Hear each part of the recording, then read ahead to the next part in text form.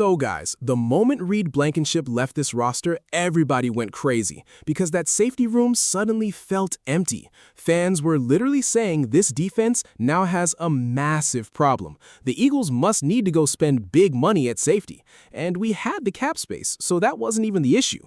But here is the thing. Vic Fangio never panicked. He never went out chasing a big name. He sat back, looked at what he already had on this roster, and made a decision that most people did not see coming. And honestly, the more I look at it, the more I believe that this decision might be the smartest thing this defense has done all offseason. What's up, Eagles? Welcome to the NFL Playbook, Eagles. If you're new here, don't forget to hit that subscribe button. Now look, before I break down the actual plan, I want to make sure you fully understand the situation with Reed Blankenship. And I want to be totally fair here. Blankenship gave absolutely everything he had to this team. Nobody has taken that away from him. He was a leader in the locker room, he was a vocal team captain, he handled the pre-snap communication, and he just knew how to navigate this system. But let's be real, there's an honest truth we all saw while he was here. His limitations were real. His range at deep safety was something opposing offenses actively targeted. When it came to covering ground sideline to sideline, he just didn't have that elite top-tier speed. And in a Vic Fangio defense, the safety is the quarterback of the secondary. You have to read the play before the snap and hit perfect angles right after it. With those limitations, it just wasn't going to work. So when he left, it wasn't just about replacing a guy. It was about finding the right fit for this defense. And honestly, that's why everyone was panicking, because on paper, when you looked at that safety room, it felt risky. Marcus Epps is an older veteran coming off injuries, and Andrew Mukuba is still young and trying to prove he can stay healthy. So the panic made sense. But here's what everyone missed. They were just looking at the depth chart at one position. Vic Fangio was looking at the entire secondary as one connected unit. This is where things get interesting. At OTAs, Fangio confirmed a massive move. He confirmed that Cooper DeJean is learning to play safety in the base defense. Now, what does that actually mean? Look at it this way. Your base defense is just your heavy lineup, and you use it when you expect the offense to run the ball. Your nickel defense is your lighter lineup where you sub out a linebacker for a defensive back to handle the pass. And the truth is, defenses are forced to stay in nickel for most of the game because modern offenses love to spread the field. And that is exactly why Cooper DeJean is the key to this whole thing, because here is the actual plan. When the Eagles are in base defense, Cooper plays safety right next to Andrew Mukuba. But the moment the team shifts to nickel, Cooper slides down to his natural slot corner spot and Marcus Epps rotates in at safety. They switch back and forth depending on what the offense shows. That is the system Fangio built. And once you see that, the whole picture makes perfect sense. Fangio has been building elite defenses for over 30 decades, and his best groups are always defined by flexibility. He wants his best 11 defenders on the field at all times, no matter what formation the offense throws at him. And right now, Cooper is easily one of the 11 best players on this entire roster. So, Fangio asked himself a simple question. How do I keep this kid on the field in every single package? And the answer was moving him to safety in base defense.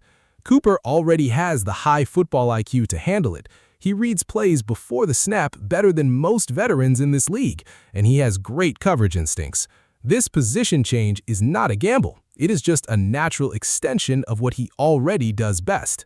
And let us be completely clear about this. This does not mean Mukuba or Epps are getting pushed out of the mix. That is not what is happening at all. The Eagles are not replacing one guy with another. They are building a rotation. Mukuba still has a major role in this defense, and he is fully expected to start. When he was healthy last season, his ability to read quarterbacks and break down hills showed massive growth. Meanwhile, Epps brings that valuable veteran communication and physical presence to the back end. So when the defense shifts to nickel and Cooper slides down into a slot spot, Epps steps right onto the field at safety. It is a three-man committee working together to solve one position. And honestly, that is a much smarter answer than just signing a random veteran and praying that it works out. And now there is one more thing happening behind the scenes that tells you exactly how serious Cooper is about this role. John Clark from NBC Sports just reported from OTAs that Cooper has actively been studying Charles Woodson tape all offseason. Now, before anyone gets the wrong idea, I am not trying to say he is the next Charles Woodson. That is not the point. The point is why Cooper is studying him specifically.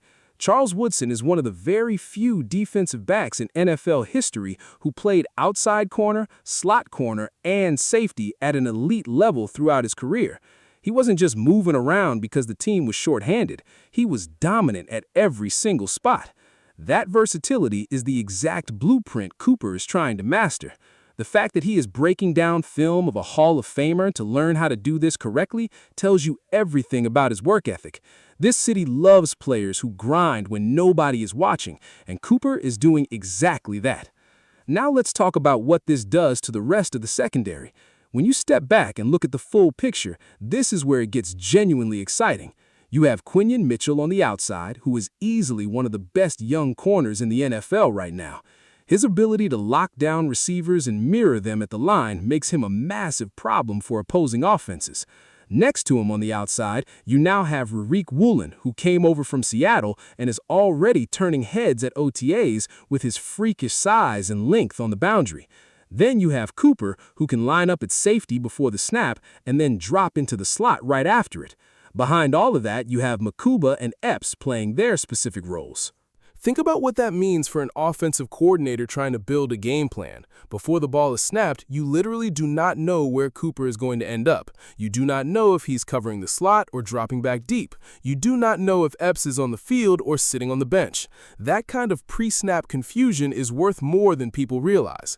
Last season, this defense was already top 10 in the NFL in quarterback pressure rate. That is championship-level disruption. Now you add a whole new layer of disguise on top of that, and this secondary is going to be even harder to attack.